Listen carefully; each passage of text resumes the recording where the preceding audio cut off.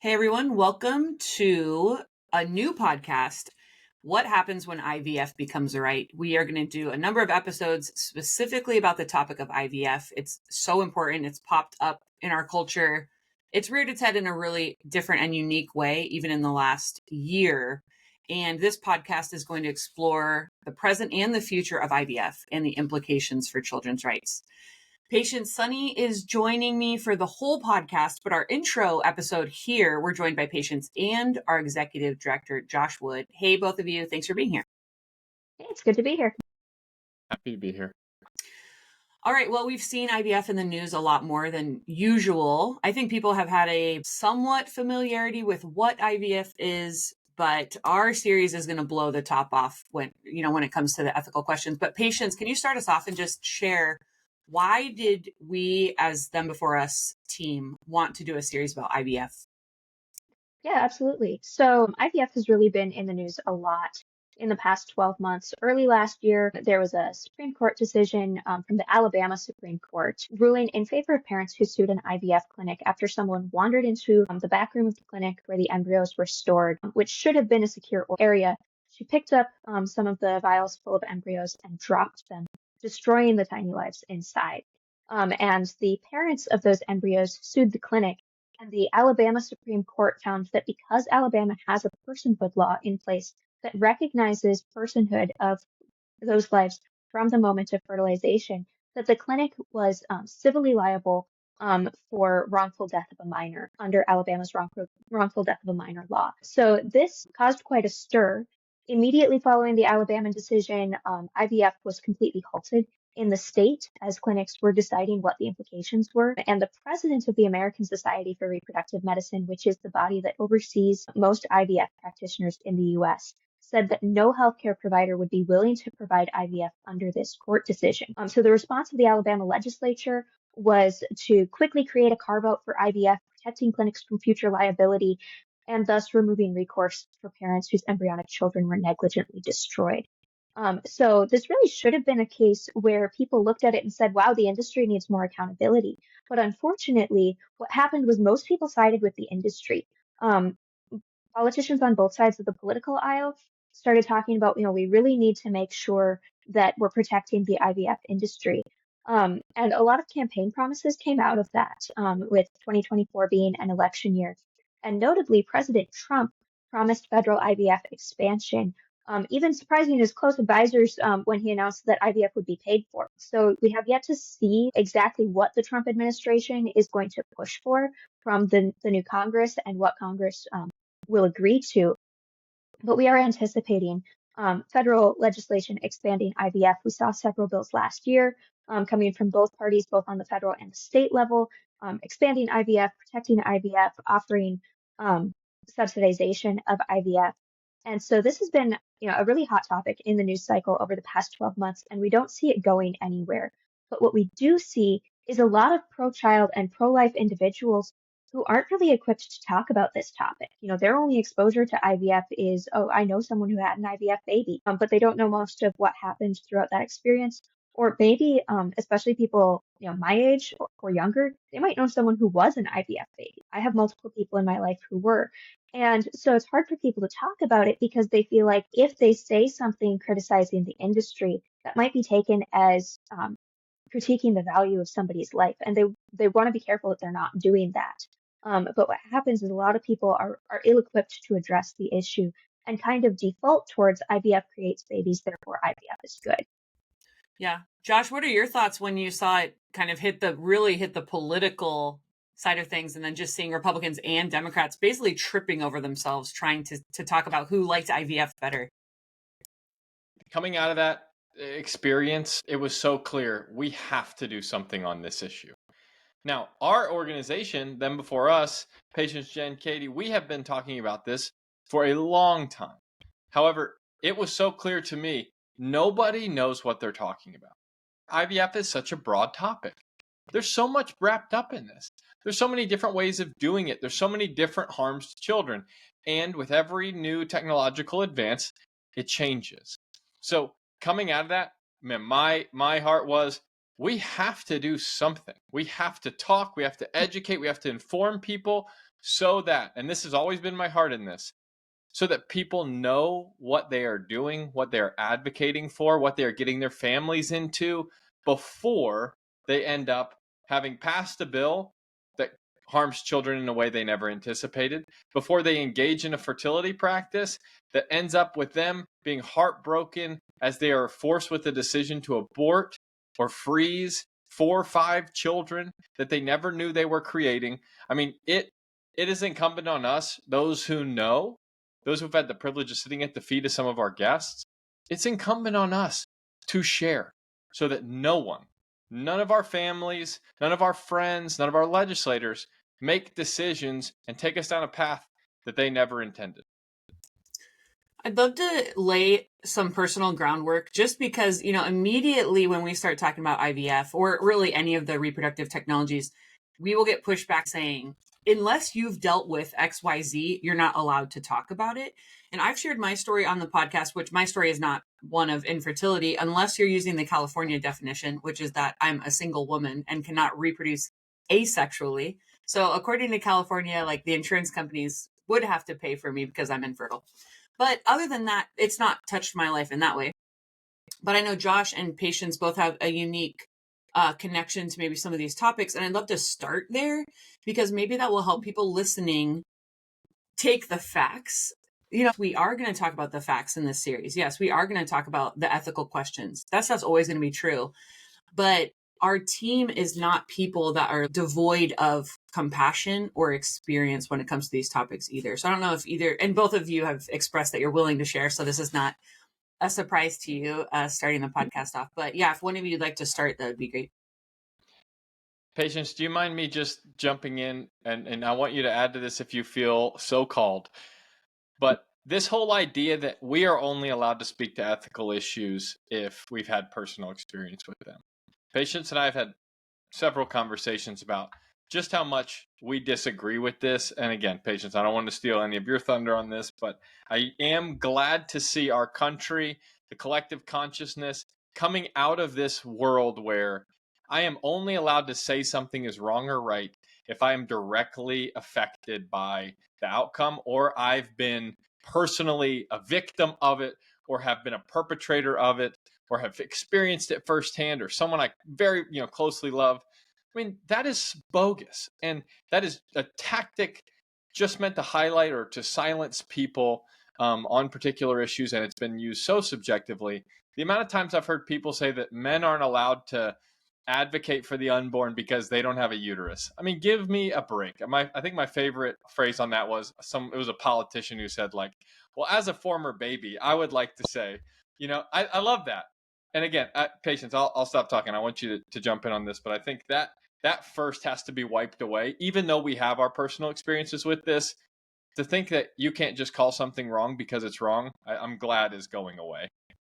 Yeah, absolutely. And I think we even saw that in the presidential races when Tim Walz started portraying his experience with fertility treatments as IVF, even though it wasn't. And I think there was I think he felt an internal pressure to do that in order to be able to say, oh, I have personal experience with this. And yeah, we as a culture have demanded that people have personal experience before they speak to ethical issues, which is it's really unfair. We've gone from having a right to tell your story to a demand to tell your story. But that said, I'm willing to tell mine. So I remember hearing about embryo adoption and efforts to stop embryonic stem cell research at a very young age. I grew up in a home that had James Dobson and Chuck Colson on the radio.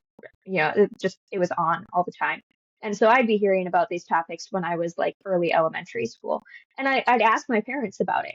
And so, that was kind of my first exposure to, oh, there are human lives in freezers.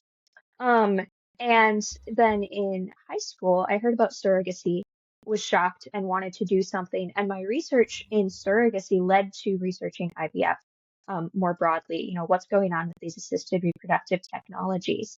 And I started posting things on social media, usually critiquing surrogacy, but sometimes the fertility industry more broadly, and was surprised by the amount of pushback I got from pro-lifers in my life when I did that. And then as I got older, I saw why it was such a personal issue for people. I had friends who struggled with infertility. I had friends who pursued IVF. I had friends who started to pursue IVF and kind of hit a this far and no further point. where they then said, no, we can't do this. But then 6 months before I got married, and shortly before the Alabama decision, I was told by a doctor that I would never be able to conceive naturally and that IVF was my only option. And I think that was probably premature on the doctor's part. At that point, I had never tried to conceive. And so to say that I had no chances, I still question that decision. And I still hope that she's wrong. But, I got hit with, oh, this might be my reality too, this walking with infertility. And I remember being in a committee hearing where I was testifying against a bill that was a broad expansion of assisted reproductive technologies. And I remember a comment from a legislator that was along the lines of, this woman clearly has no experience with this and wouldn't hold this opinion if she did. And it was a frustrating moment because it wasn't a setting where I had the ability to respond and to say, actually, I do know what it's like to be told that I can't have children. I still stand by these beliefs and these principles. But also, at the time, I remember thinking too that I was fortunate to have had, a long exposure to assisted reproductive technologies, to be very aware of what's going on in the industry, and also to be aware of alternatives due to my work in the pro-life world, that I didn't just immediately take that doctor's statement as an absolute guarantee, and that I knew that there were other options. And that's something that most people don't have when they're in that kind of situation, when they hear that kind of news from a physician. So one of my hopes for this series is to help somebody else who maybe gets that news to know that there are serious concerns with IVF that they should be aware of before they start down that path, and also that there are other options available. That's so good. Thanks for sharing, Patience. Yeah, and I just know people being able to share, I think, is a huge encouragement. And like you're saying, we have episodes now where we think people will come away with a lot of hope, even if they've been told things like you just mentioned with your doctor. Go ahead, Josh. So nothing I've shared about in my whole life, and if anyone knows me, I speak out on immigration issues. I'm very vocal about that. I'll speak out on family marriage issues. Nothing has drawn more comments, backlash, personal messages to people I love about what I'm doing than this specific topic of IVF. I'll start with when my wife and I miscarried for the first time. That was a key moment for us, not only spiritually as a couple, dealing with that, but also when we were told the news, we found out that we might be, because the doctor said your hormone, or you're measuring small even though your hormone levels are high. And my wife, who was dealing with the trauma of the situation in the moment, said something to the effect of, but isn't it good that the hormones are still high? I mean, she was like, just again processing. And the doctor said, what, do you want a happy healthy hormone? And it was just such a, I think in that moment, I realized these are not gods in lab coats. These are human beings. And they are not infallible. We need to question them, question their actions, it made me go, okay, maybe I need to not just trust blindly everything that they say. So when we went to go to an IVF clinic, which was a fertility clinic that really just only did IVF, they sat there and they told my wife she had bad eggs. Now, they had not done any tests, very minimal. They had not screened. We had not cycle tracked. Stuff you're going to learn about in this series. They just told her, you have bad eggs. And so they said, well, when do you want to get started on IVF?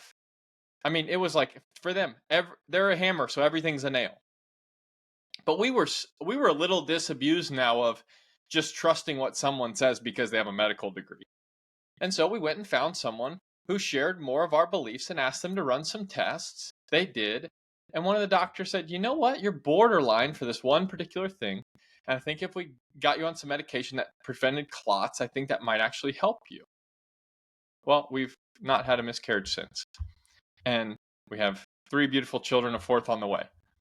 Now, I have had so many families close to me share their own personal stories of having gone down the IVF route, not understanding the full implications, not really being able to consent to what's going on because they don't understand the ratios, the percentages, the grading, and how likely they are to end up with multiple embryos at the end, and the anguish that they feel having multiple children that they're now faced with life and death decisions.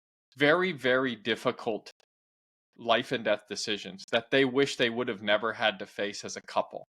I mean, how many times in your life do you really have to make decisions like that? That they're now feeling like, I walked into this without really understanding. Someone should have warned me. Someone should have given me the probability. Someone should have scared me a little bit. This is very serious stuff you're getting into.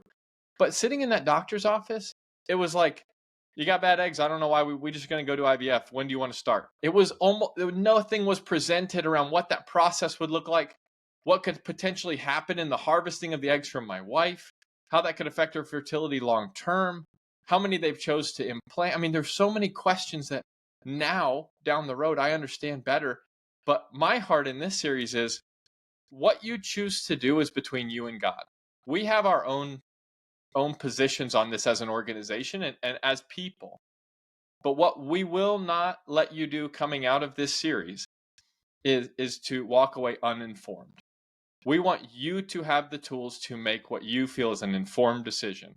And that is between you and God from there.